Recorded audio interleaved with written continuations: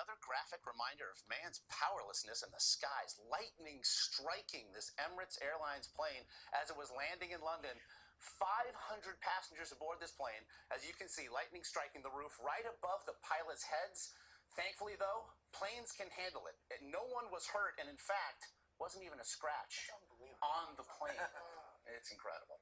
So that picture, Josh, that you just showed about the airplane. So since 1967, we put airplanes through rigorous lightning tests. Each airplane that you fly in has probably been hit by lightning at least